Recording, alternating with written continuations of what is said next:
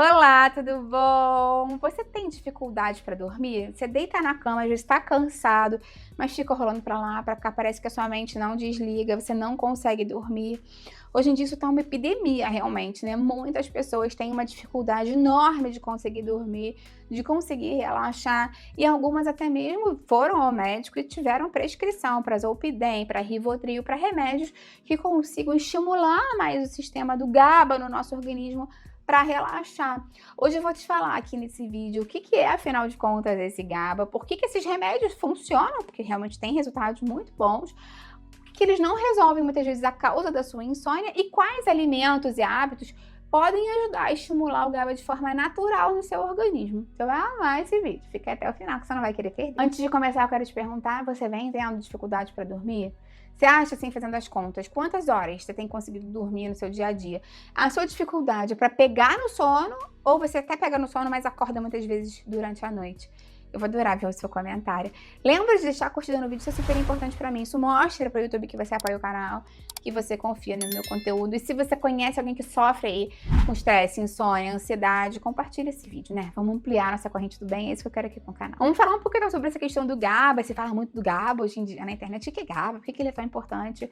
O GABA, ele é o ácido gama-aminobutírico e tá muito relacionado com o nosso cérebro. Ele é um dos principais neurotransmissores inibitórios do cérebro, ou seja, ele inibe o nosso cérebro, ele relaxa, ele freia o sistema nervoso, enquanto outros neurotransmissores aceleram o nosso cérebro, deixa a gente mais ligado, mais, né, disposto assim ao longo do dia. O GABA desacelera. Ele reduz a ansiedade, ele diminui a excitação cerebral, ele relaxa os músculos e ele prepara o nosso cérebro para um sono mais profundo.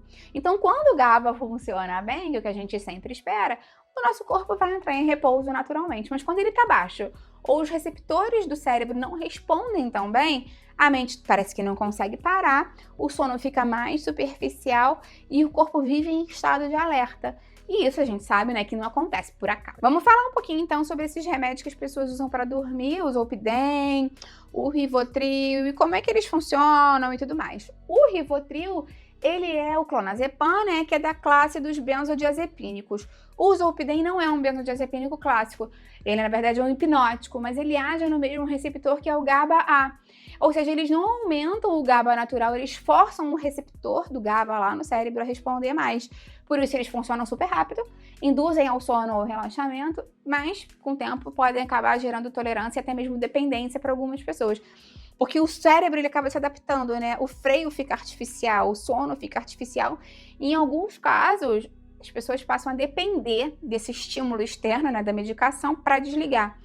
Isso não significa que o remédio seja errado, significa que ele não está corrigindo a raiz do problema. De fato, algumas pessoas podem precisar deles para dormir por algum tempo.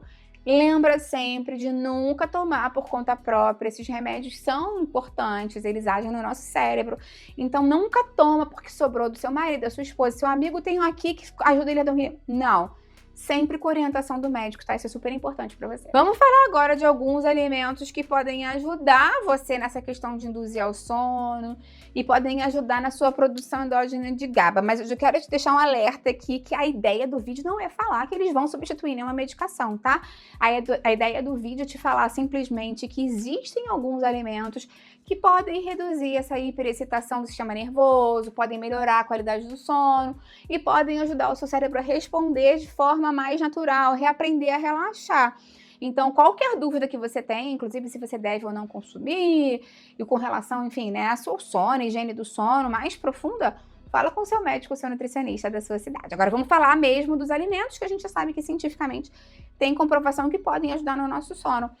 Um deles, né, tem a ver com os nutrientes, basicamente. A gente tem que falar do magnésio. A gente sabe que o magnésio é um dos minerais mais importantes quando a gente pensa nesse freio, nesse relaxamento.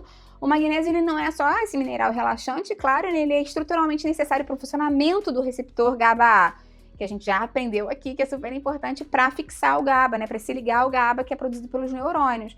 Então, no cérebro, o GABA só consegue exercer o papel calmante dele se esse receptor estiver íntegro e o ambiente celular permitir a entrada de cloro no neurônio. Então, o magnésio atua exatamente ali. Ele estabiliza a membrana neuronal e impede essa hiperexcitação elétrica. Então, quando o magnésio tá mais baixo, quando a gente não consome tanto magnésio no dia a dia, os neurônios disparam com mais facilidade, o cérebro entra num estado alerta constante, pequenos estímulos podem virar ansiedade e o sono vai ficar mais superficial e fragmentado. Então, por isso que muitas pessoas com deficiência de magnésio relatam uma mente muito acelerada, sensação de corpo cansado, mas o cérebro tá ligado, né? Eu quero descansar, eu deitei na cama, a mesma coisa que parar de pensar. E aquele despertar noturno muito frequente. Aí muitas pessoas se perguntam por que a deficiência do magnésio tá tão comum hoje em dia. Claro que para você, com certeza, saber se tem deficiência ou não, você tem que fazer o exame de sangue e pedir para dosar o magnésio. Mas hoje em dia a gente sabe que o estresse crônico está muito relacionado com isso, o cortisol aumenta a excreção urinária de magnésio. Muitas pessoas consomem muito café ao longo do dia justamente para conseguir fazer essa atividade, estão cansados, estão estressados, dormiram mal, e o café também pode prejudicar essa questão do magnésio no corpo. O excesso de bebida alcoólica está muito relacionado com a depleção de magnésio. Dietas pouco nutritivas, né? Pobre em alimentos fonte de magnésio, podem ser uma das questões também. E o próprio envelhecimento pela própria diminuição da absorção intestinal de magnésio também pode ser um fator de risco. Então, nem sempre é uma questão de, a pessoa não tem força de vontade para consumir magnésio, é questão de bioquímica mesmo e a conjuntura que a pessoa está passando naquele momento. Então, se você puder fortalecer, né, esses alimentos, caprichar o consumo desses alimentos no seu dia a dia, que são fontes de magnésio, você pode, de repente, conseguir suprir essas necessidades. Disparadamente, eu te falo que a semente de abóbora é uma excelente fonte de magnésio, as oleaginosas de uma maneira mais ampla, mas também os folhados verdes escuros, o feijão, o cacau, o abacate, são boas fontes de magnésio que você pode acrescentar na sua alimentação. Outro nutriente que está relacionado é a vitamina B6. Sem ela, a gente não consegue produzir o GABA da mesma forma. Ela não atua no receptor, ela atua na fabricação do GABA, que ele é produzido a partir do glutamato, que é um neurotransmissor excitatório. Isso é muito interessante. E quem faz essa conversão é uma enzima que depende da vitamina B6. Então, se a gente não tem vitamina B6 na quantidade necessária, o glutamato pode se acumular, a excitação cerebral aumenta, a ansiedade sobe e o GABA cai, eles são contrarreguladores. Então, o cérebro fica mais excitado, mais ansioso, mais estressado, né? Sem aquele freio do GABA natural.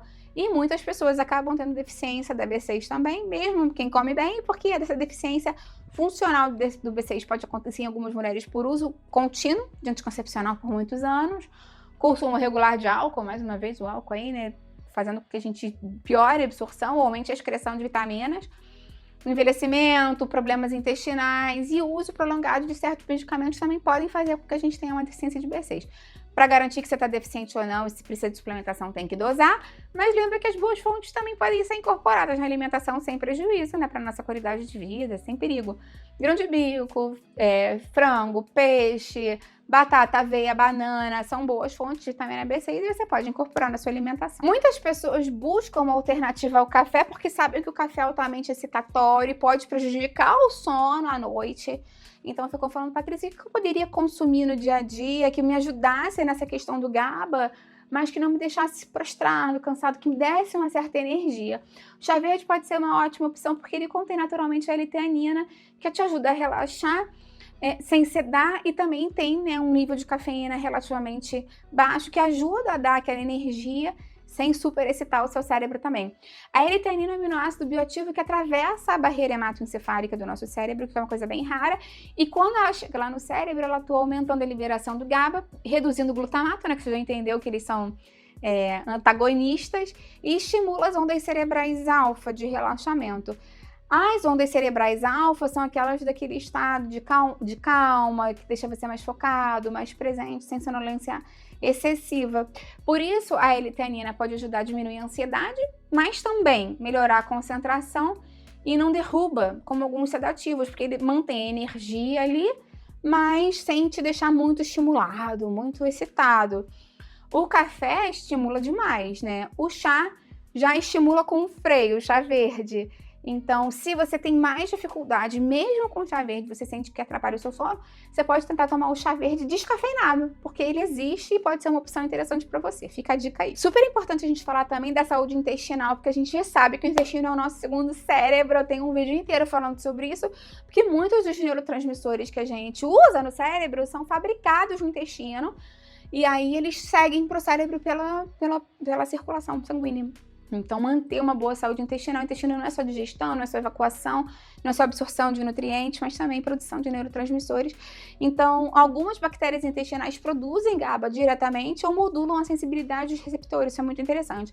Então, quando o intestino está inflamado, empobrecido, esse eixo intestino-cérebro, obviamente, vai se desregular. A ansiedade pode aumentar, o sono pode piorar. E tem alimentos fermentados que podem ajudar especificamente nisso, porque eles aumentam a flora bacteriana benéfica, reduzem a inflamação do seu próprio intestino e podem melhorar a sinalização do nervo vago, que também é muito importante para o sistema neurológico. Então, você pode acrescentar no seu dia a dia iogurte natural, kefir, chucrute, probióticos. Eu tenho uma playlist aqui de probióticos caseiros que você pode fazer, passar a consumir no seu dia a dia, são bem econômicos, para melhorar a saúde intestinal e, de quebra, melhorar também essa questão do GABA e do relaxamento e os neurotransmissores do seu cérebro. Outra coisa importante é a gente pensar no carboidrato correto para a gente consumir à noite, porque tem gente que fica com muito medo de consumir carboidrato. Isso pode prejudicar um pouco a questão do sono, porque o carboidrato ele tem um papel que ele facilita a entrada do triptofano no nosso cérebro, e isso aumenta a serotonina, que aumenta a melatonina, né? Uma cascata. E aí, com isso, indiretamente pode favorecer o nosso GABA. Então, a questão é que tipo de carboidrato você vai consumir, né? O ideal é que seja um carboidrato mais controlado, que é em termos de índice glicêmico para a noite. Então, lentilha, feijão, grão de bico, obviamente os cereais integrais, fruta, legume, verdura com casca, são bem interessantes. Evitar o açúcar refinado, claro, e evitar a bebida alcoólica, né? A combinação do carboidrato com álcool não é interessante para o nosso cérebro. Lembrando que esses carboidratos saudáveis são parte da nossa alimentação do dia a dia, né? Não é só para você comer puro, mas sim com uma alimentação equilibrada, dentro de uma reeducação alimentar normal. Agora, uma última dica que é super importante. Você tá querendo dormir? Sim, mas você tá fazendo exercício físico ao longo do dia? A gente sabe que as pessoas que são mais sedentárias têm mais dificuldade para dormir, isso por uma série de questões, pela própria questão do gasto energético, de ficar mais cansado pela atividade física, claro. Mas o exercício físico regular aumenta a concentração de GABA no nosso cérebro também, isso é bem documentado. Mas assim, não é qualquer exercício, tá? Um exercício extremo, uma intensidade muito grande, pode piorar esse quadro. Então, o ideal é que seja uma regularidade moderada, né? Que você tenha realmente uma frequência constante ao longo da semana e com uma intensidade moderada também. Nada muito exagerado, que vai te estressar demais. Mas talvez uma caminhada, uma musculação leve, yoga, pilates, natação, podem ser movimentos interessantes, reduzem o cortisol, aumentam o GABA e vão melhorar o seu sono lá no fim do dia também. Com relação ao horário, o que os estudos dizem que o melhor é você fazer de manhã ou à tarde, porque às vezes à noite, muito próximo do sono, pode ser contraprodutivo para algumas pessoas, então, na dúvida, o ideal é que você tente fazer mais cedo. Então, quando o GABA está baixo no nosso corpo, o nosso corpo não consegue relaxar muito bem. E quando você fortalece esses pilares que eu falei da alimentação, com relação ao estilo de vida, pode ajudar você a aumentar o seu GABA de forma natural. Qualquer dúvida que você tenha, lembra de consultar o seu médico ou o seu nutricionista na sua cidade. E lembra que eu tenho uma playlist bem legal, dando muitas dicas de sono, não só para aumentar o GABA, mas também como melhorar melhores alimentos, piores alimentos para dormir, melhorar o estilo de vida, muitas dicas interessantes, chás, sucos, que podem te ajudar de forma complementar também. Eu vou deixar essa playlist aqui embaixo na descrição. Me conta então se você vai começar a fazer essas mudanças, o que você vai botar em prática hoje mesmo. Eu vou adorar ver o seu comentário. Lembra de deixar a curtida no vídeo, isso me ajuda muito, e compartilha com quem precisa. Vamos juntos ampliar essa corrente do bem. É isso que eu quero aqui com o canal. Até a próxima, tchau, tchau!